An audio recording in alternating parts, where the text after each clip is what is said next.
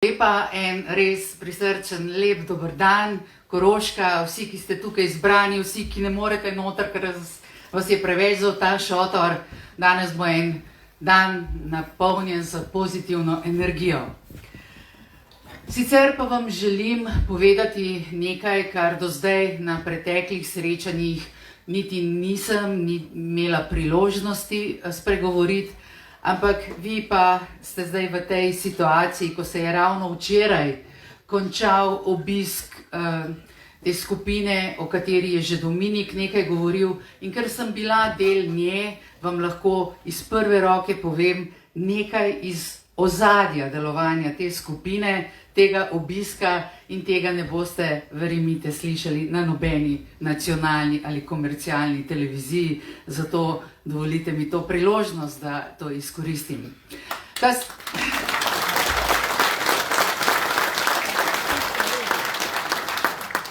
Takole na začetku začnimo, da ta skupina naj bi prišla z enimi takšnimi poštenimi nameni v Slovenijo preverjati, ali tukaj velja vladavina prava in ali imamo vse v redu v našem medijskem prostoru.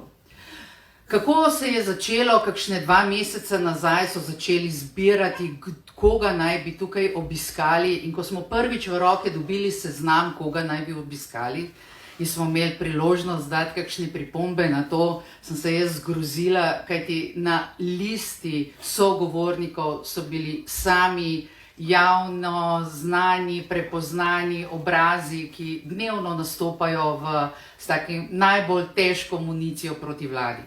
Tako da se je za začetek začel naši poizkusi, da bi ta seznam malce uravnotežili. Jaz sem predlagala recimo več kot 20 ljudi, ki naj bi bili sogovorniki, pa je bila velika večina izmed njih enostavno črtana brez razloga. Tako da toliko o uravnoteženosti in o pristni želji, da nekdo želi izvedeti, kaj se res dogaja v Sloveniji. Tudi mene niso hoteli v tej skupini. Ker recimo kakšen mesec so trajali poskusi, kako bi se izognili temu, da bi bila zraven, na koncu me je Evropska ljudska stranka uradno predlagala kot članico misije in temu pač potem niso mogli več oporekati. Obisk je potekal od srede popoldne do včeraj popoldne in bi rekla, da je bil cilj, kaj se želi s to misijo doseči, vnaprej znan.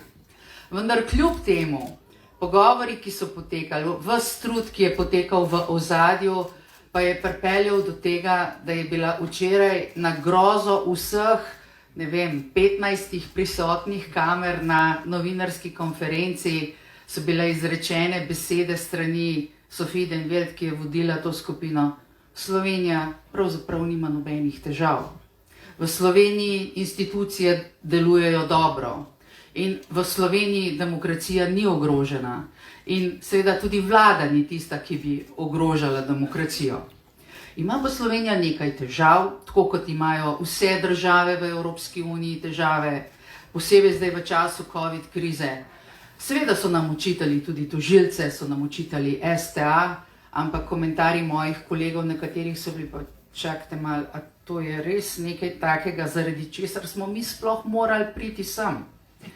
Tako da zadeve so se popolnoma izjalovile, medijski naslovi, ki sem jih prebrala danes, so seveda popolnoma zavajajoči, tako da upam, da vsaj vi razumete, da je bila ta misija pravzaprav z vidika tistih, ki vladi želijo slabo, popoln polom.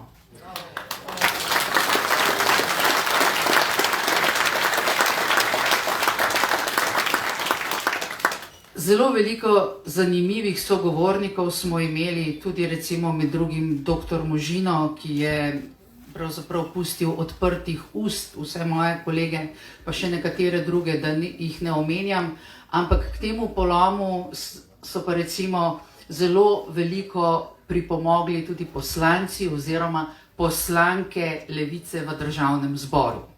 Tako da vam povem tole dogodivščino, ki se nam je zgodila včeraj, ko je bil res en tak finalni, zaključni dan in ne bi mogla biti boljši tajming, kako se je to zgodilo, ker če bi bilo ta prvi dan, to bi oni že malo pozabili, tako je bilo pa ravno za finale sta nastopili gospa poslanka Violeta Tomić in Nataša Sukič, ki sta v državnem zboru uprizorili tako predstavo, da ko so ljudje oziroma moji kolegi odhajali ven, tudi tisti, ki so bili proti nam na začetku, so rekli takole, enough is enough. Bi rekli po naše, kar je preveč, je pa preveč. Tako da meni se je smejalo, da na nek način so nam izjemno pomagali, pri tem sem poskušala našega Marka Pogačnika, ki je zelo pametne stvari povedal, reči, kar tiho bodi, naj kar oni govorijo, tako da si največjo uslugo sami sebi delajo. Tako da ja, končalo se je z tiskovno konferenco popoldne, kot rečeno, kamer je bilo toliko, da skoraj niso šle v tist prostor, vsi so nestrpno pričakovali, aha, zdaj pa jih bomo, zdaj pa je zadeva zaključena, mašnica narejena, Slovenija bo šla naprej kot primer na Evropsko komisijo, kakšno kazen jim bojo naložili, v Evropskem parlamentu bodo sprejeli resolucijo, po možnosti temperano točno pred volitvami, ampak, kot rečeno, že prvi stavek je osupnil vse, vprašanj novinarskih praktično ni bilo, prvi so spraševali kolegi iz Nove, iz Demokracije, preden so se drugi sploh pravzaprav osvobodili tega šoka, ki jih je čakal. Tako da lahko rečem, da eno takšno etapno zmago, ne tako majhno, smo dosegli s tem, ko so pač ugotovili, kar so ugotovili. Jasno je, da niso mogli ugotoviti, veste, nekaj so mogli povedati, ampak to je treba vzeti v nekem kontekstu in treba je brati glavno sporočilo. In glavno sporočilo je vlada, zdaj pa jaz prevajam malo, ampak vlada dela dobro, vlada dela odlično in vlada ni grožnja nobeni medijski svobodi in nobeni demokraciji. Da zaključim pa s temi ugotovitvami oziroma 3 dni pravzaprav, jaz nisem imela možnosti razprave. Sem začela razpravljati prvi dan, sem poskušala nekaj povedati, postaviti na laž vse tiste NGO-je, nevladne organizacije, ki so trosili takšne nebuloze, da vas glava boli, ampak so me skoraj ven odnesli, so rekli, takole je, tukaj smo zato, da postavljamo vprašanja, ne da debatiramo. Lahko postaviš vprašanje, imaš 2 minuti in to je to. Sem spremenila taktiko, ampak sem postavila vprašanje tako, da so oni sami odgovorili tisto, kar sem jaz hotela, da odgovorijo. S tem sem želela zaključiti, da vendarle pa so kolegi bili nekoliko zmedeni pri tem, da so rekli, gledajte, ampak pri vas imate res tako polarizacijo, da je to neverjetno, kaj se vam dogaja. In tega, zakaj imamo tako polarizacijo, enostavno ne razumejo. Jaz razlagam mesece, da ne rečem leta, kaj je vzrok za takšno situacijo v Sloveniji, ker vzroki so pomembni, zato so danes takšne posledice polarizacije. In recimo medtem, ko je kolegica Tomićeva govorila, sem jim jaz pokazala sliko gospe Tomićeve z rdečo zvezdo na majici in rdečo zvezdo na kapici. Sem rekla, lejte, to je vzrok za to, da je danes polarizacija takšna, kot je, ne ga iska druge. In če bi danes prišli z mano, videli kljukaste križe, to je vzrok za našo polarizacijo. In ne smemo se pustiti prepričati, da smo mi kakršenkoli vzrok. Mi smo tisti, ki gledamo naprej, eni drugi nas pa vlečejo nazaj.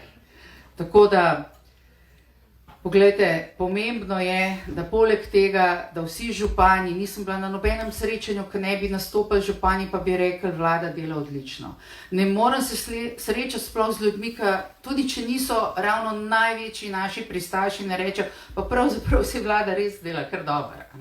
Vsi nas trepljajo po ramenih, ampak to ni dovolj.